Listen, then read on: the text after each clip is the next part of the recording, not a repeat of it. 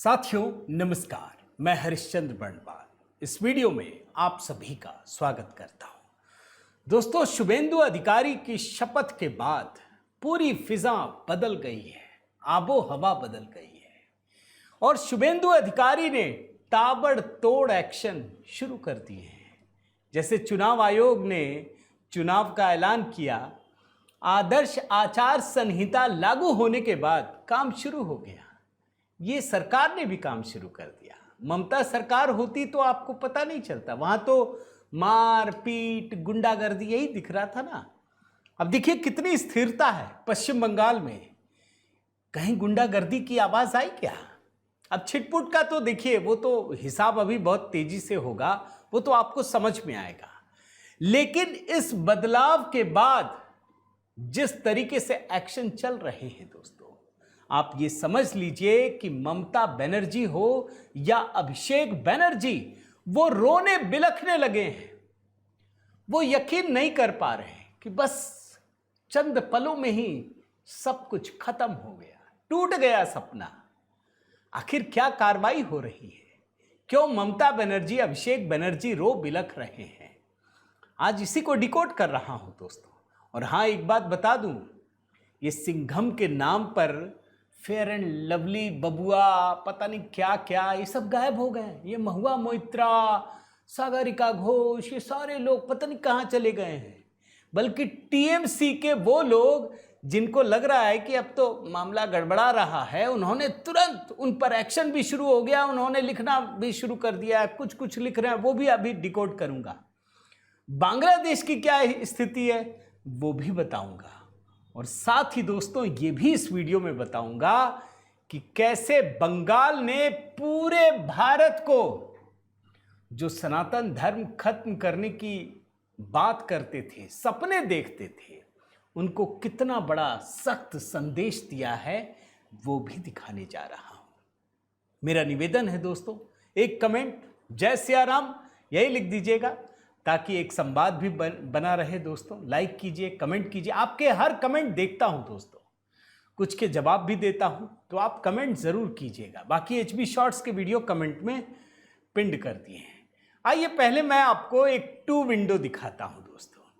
ममता बनर्जी और शुभेंदु अधिकारी का फर्क कितना बड़ा है, कितना बड़ा है। देखिए, ममता बनर्जी का जब काफिला गुजर रहा था, किसी ने जय श्री राम कह दिए, भड़क गई। शुभेंदु अधिकारी का भी काफिला गुजर रहा था, रास्ते में बड़े सारे लोग थे, जय श्री राम का उद्घोष। शुभेंदु अधिकारी ने दोस्तों मुस्कुराकर उनका अभिवादन स्वीकार किया। ये गाली नहीं है, ये राम राम जब बोलते हैं ना, ये अभिवादन है। सुन लीजिए। जय श्री राम।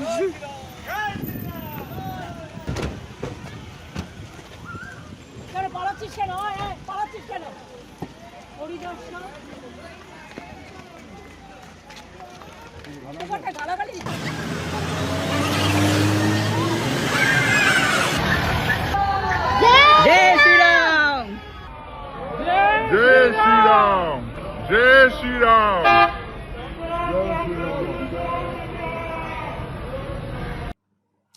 अब मैं आपको दोस्तों चुनाव आयोग के सिंघम से मिला हूं।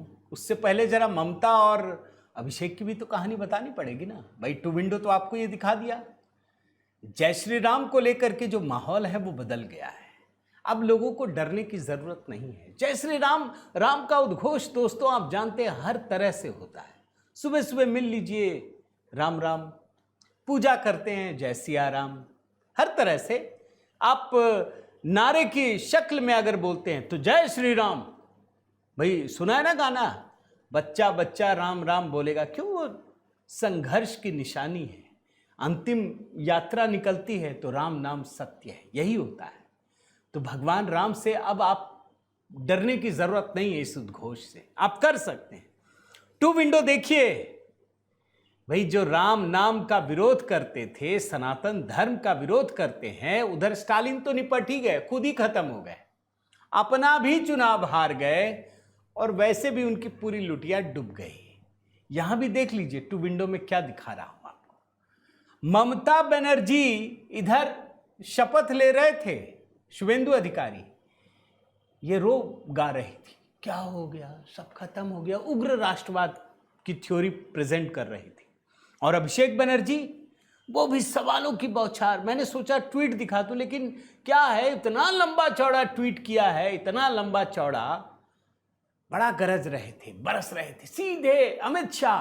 अरे अमित शाह कोई व्यक्ति नहीं है भाई, वो भारत का गृह मंत्री है, इस देश ने बनाया है, उसको चुनौती दे रहे थे। मुंह काला पड़ गया है। मैं जानबूझकर इसकी डिटेलिंग में नहीं जा रहा दोस्तों, सिर्फ आपको यह दिखा रहा हूं कि किस तरीके से इनका रोना गाना शुरू हो चुका है। अलग थलग पड़ गए हैं। बहुत सारे विजुअल आ रहे हैं दोस्तों, जहां लोग इनके घरों में पहुंचकर सवाल पूछ रहे हैं। कई लोग बोल रहे हैं कि ये क्यों कर रहे हैं। अरे क्यों नहीं करेंगे, इतना डरा करके दबा के रखा है बंगाल के लोगों को, वो गुस्सा तो आएगा ना। वो पूछ रहे हैं जाके सवाल, जय श्री राम का उद्घोष कर रहे हैं। लेकिन अभी छोड़िए, क्योंकि अब तो एक रात गुजरी है दोस्तों। वही शुभेंदु अधिकारी ने शपथ ले ली है, फिजाएं बदल चुकी हैं। अब एक्शन की बात देखिए। एक्शन ये है दोस्तों कि शपथ ग्रहण के तुरंत बाद शुभेंदु अधिकारी ने कोलकाता में प्रशासन और राज्य के वरिष्ठ पुलिस अधिकारियों से मुलाकात की। इनको बड़ा अनुभव है, ये ममता के नंबर 2 थे। इनको पता चल गया कि ये अपने भतीजे को ही बढ़ाएंगे, हम कुछ नहीं कर पाएंगे। अब मुख्यमंत्री है ये। इन्होंने दोस्तों पीडब्ल्यूडी के टेंट में बंगाल के डीजीपी, कोलकाता के पुलिस कमिश्नर, गृह सचिव, मुख्य सचिव सबसे मुलाकात की, ये समझ लीजिए। और एक बड़ा प्रशासनिक फेरबदल भी किया, जैसे शुभेंदु अधिकारी के पीएस और सलाहकार को नियुक्त कर दिया गया। इसका नोटिफिकेशन भी जारी हो चुका है। मैं जरा नाम बता देता हूं। जो शुभेंदु अधिकारी के निजी सचिव हैं वो आईएएस शांतनु बाला, उनको नियुक्त किया गया है। और ये जो शांतनु बाला हैं दोस्तों, अब तक दक्षिण 24 परगना जिले के एडीएम थे। इनको निजी सचिव बनाया गया है। लेकिन सबसे बड़ा नाम क्या है दोस्तों, उसके बारे में बताता हूं। ये है रिटायर्ड आईएएस सुब्रत गुप्ता, जिनको मुख्यमंत्री शुभेंदु अधिकारी का सलाहकार नियुक्त किया गया है।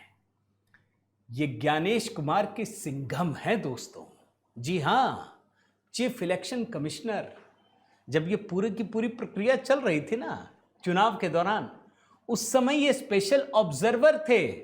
और इतना ही नहीं, डॉक्टर सुब्रत गुप्ता को जब ये मतदाता पुनरीक्षण का काम चल रहा था, मतदाता सूची में स्पेशल इंटेंसिव रिवीजन वाला, याद कीजिए, उस समय इन्होंने बहुत बड़ी जिम्मेदारी निभाई थी। चुनाव आयोग ने नवंबर 2025 में, जब ये सब कुछ चल रहा था दोस्तों, पश्चिम बंगाल के लिए विशेष रोल पर्यवेक्षक नियुक्त किया था, ताकि 2026 के विधानसभा चुनावों से पहले मतदाता सूचियों के विशेष गहन पुनरीक्षण यानी स्पेशल इंटेंसिव रिवीजन की काम किया जा सके। इन्हीं की देखरेख में डॉक्टर सुब्रत गुप्ता, डॉक्टर भी हैं, लिखा हुआ है नाम में। अच्छा, ये कौन है ये भी समझ लीजिए। डॉक्टर सुब्रत गुप्ता 1990 बैच के आईएएस अधिकारी हैं। 35 सालों तक दोस्तों, 35 सालों तक सिविल सेवा में रहे हैं। ये बंगाल के रहने वाले हैं। बंगाल की बहुत अच्छी समझ है, गहरी समझ, एकदम अंदर तक पकड़ रखते हैं। और इन्होंने सबके साथ काम किया है। वाम दलों के साथ भी टीएमसी की सरकारों के दौरान प्रशासनिक जिम्मेदारियां संभाली हैं। जरा वो नोटिफिकेशन आपको दिखाता हूं दोस्तों, जो जारी किया गया है। आप इसको जरा ध्यान से देखिए क्या लिखा है। The governor is pleased to appoint Dr. Subrat Gupta, IAS retired, as advisor to the Honorable Chief Minister, Government of West Bengal, with immediate effect and until further orders. Singham की स्थापना हो गई। कहीं दूर जाने की जरूरत नहीं है दोस्तों। बंगाल में भी अच्छे अधिकारियों की अच्छी खासी संख्या है, जो अच्छा काम कर सकते हैं। भाई, जब स्पेशल रोल ऑब्जर्वर थे, एसआईआर का काम इतना जबरदस्त तरीके से किया, तो आने वाले दिनों में इसका आपको असर भी देखने को मिलेगा। अब दूसरी चीज देखिए, मुख्यमंत्री बने शुभेंदु अधिकारी, क्या किया उन्होंने? वो सबसे पहले दोस्तों, सबसे पहले श्यामा प्रसाद मुखर्जी, भारतीय जनसंघ के संस्थापक, उनके घर पहुंचे। जो बंगाल से बाहर के लोग हैं ना, क्योंकि ये सारे इंडिया अलायंस वाले बोलते हैं कि देखो भाजपा वाले वहां घुस गए, ये कर रहे हैं, वो कर रहे हैं, उनको समझ में नहीं आता। लेकिन इससे अब समझ में आ रहा, अच्छा ये श्यामा प्रसाद मुखर्जी का घर वही है क्या?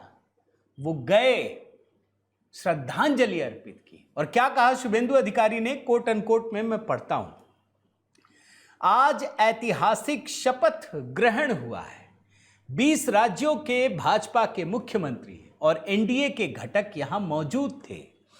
3 लाख जनता ने ब्रिगेड परेड ग्राउंड में भाजपा सरकार को आशीर्वाद दिया।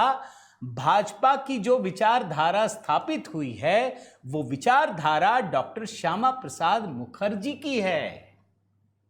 अब देखिए कितनी बड़ी बात है, परेड ग्राउंड में जो शपथ ग्रहण समारोह हुआ, जिसमें इतने सारे मुख्यमंत्री, सारे राज्यों के बड़े बड़े मुख्यमंत्री, प्रधानमंत्री, अमित शाह, उसकी वैचारिक पृष्ठभूमि कहां की? यही है, इसी बंगाल में है, इसी कोलकाता से है।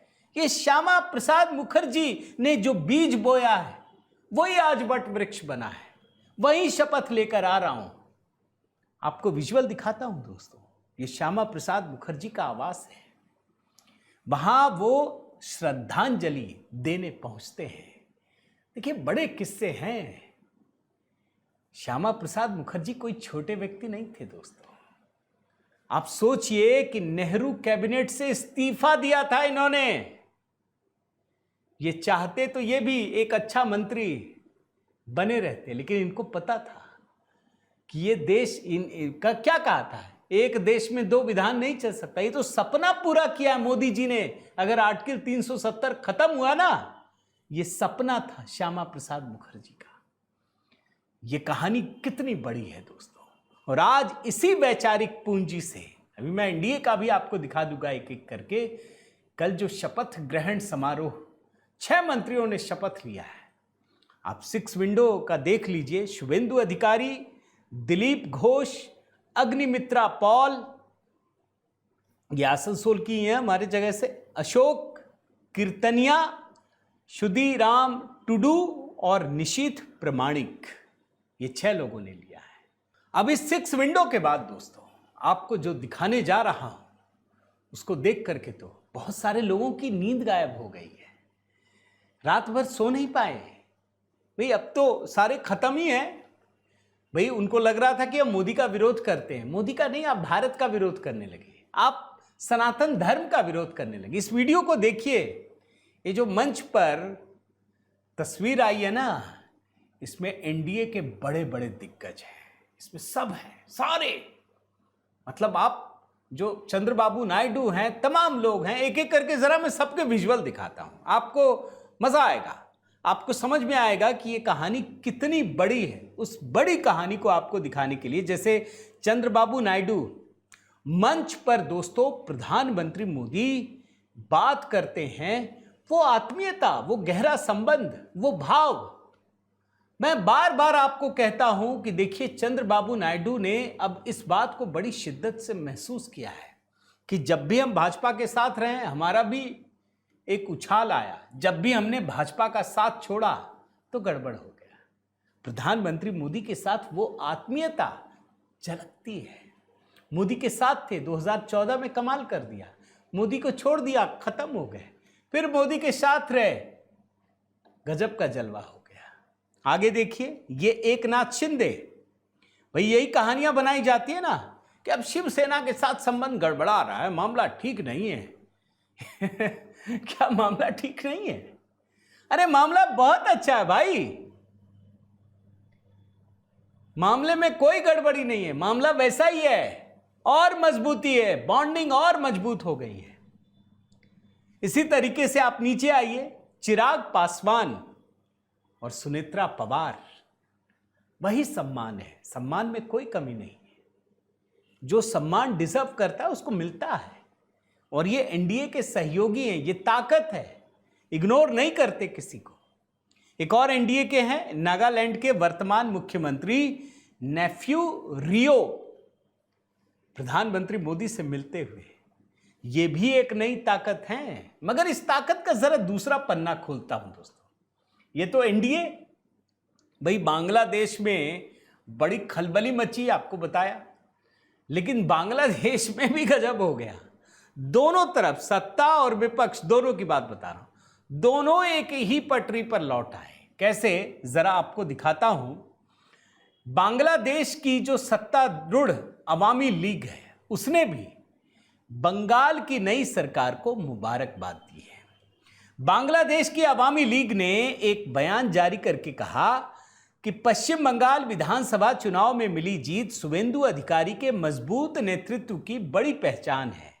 और सेंट्रल वर्किंग कमेटी जो पार्टी अवामी लीग, उसकी ओर से जारी संदेश में कहा गया है कि अवाम ने शुवेंदु अधिकारी पर भरोसा जताकर उन्हें ऐतिहासिक जनादेश दिया है। पार्टी ने कहा कि बांग्लादेश और पश्चिम बंगाल के बीच इतिहास, भाषा और संस्कृति का गहरा रिश्ता रहा है।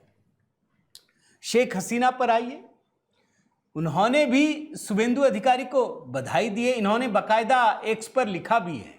जरा मैं आपको एक्स का वो दिखा देता हूं सीधा। ये क्या लिखा है, एक लाइन हिंदी में करके पढ़ता हूं। अवामी लीग की अध्यक्ष शेख हसीना की तरफ से शुवेंदु अधिकारी को पश्चिम बंगाल का मुख्यमंत्री चुने जाने पर बधाई और शुभकामनाएं। दोनों तरफ, सत्ता पक्ष और विपक्ष, ये तो खैर भारत में है शेख हसीना, दोनों ने खुशी जाहिर की है, दोनों ने विश्वास जताया है। मगर बांग्लादेश तो संभल गया, वो भी संभल गया। टीएमसी में खलबली मच गई है। टीएमसी के लोगों की कई कहानियां मैं दिखाई है दोस्तों। लेटेस्ट खबर क्या है वो जरा बता देता हूं। टीएमसी ने अपने 5 प्रवक्ताओं को नोटिस जारी किया है, 3 को सस्पेंड कर दिया है। पूछा गया है कि भाई हम ही पे सवाल उठा रहे हो। आम जनता जब सवाल उठाती है ना दोस्तों, जब आम जनता फैसला करती है ना, तो बड़े बड़े लोगों की हवाइयाँ छूट जाती है। और जिन लोगों को नोटिस दिया गया है उसमें प्रवक्ता रिजू दत्ता, कोहिनूर मजूमदार, कृष्णेंदु नारायण चौधरी, मालदा से पूर्व चेयरमैन कार्तिक, दार्जिलिंग के पूर्व अध्यक्ष पापिया घोष, ये सभी लोग हैं। एक व्यक्ति रिजू दत्ता, उसकी जरा कहानी आपको अलग से दिखा देता हूं। ये वही आदमी है जो पूरा डबक रहा था, एकदम बड़बड़ा रहा था, सिंघम को बोल रहा था जयपाल शर्मा तुमको खींच करके लाएंगे, यहां ये कर देंगे, ऐसे कर देंगे। जैसे ही सरकार पलटी, ये भी पलट गए, बोलने लगे शुभेंदु दा माफी मांग रहा हूं, बहुत प्रेशर था हमको ये सब बोलने के लिए। टीएमसी ने सस्पेंड कर दिया। मैं 2 विंडो में ये दिखा रहा हूं। रिजू दत्ता ने माफी मांगी, टीएमसी ने सस्पेंड कर दिया। अच्छा, एक कहानी और पता चल रही है, मजेदार चीज आपको बता दूं ये रिजू दत्ता के बारे में। इसने खुद ही सेटिंग की टीएमसी में कि भैया हमको सस्पेंड कर दो। बोला क्यों? बोला हमने बहुत गलत बात कहा है, धमकी दी है, सीधे गृह मंत्री को, इसको उसको सबको बोल दिया है, हमको सस्पेंड कर दो, दूसरा मारे आप ही मारो।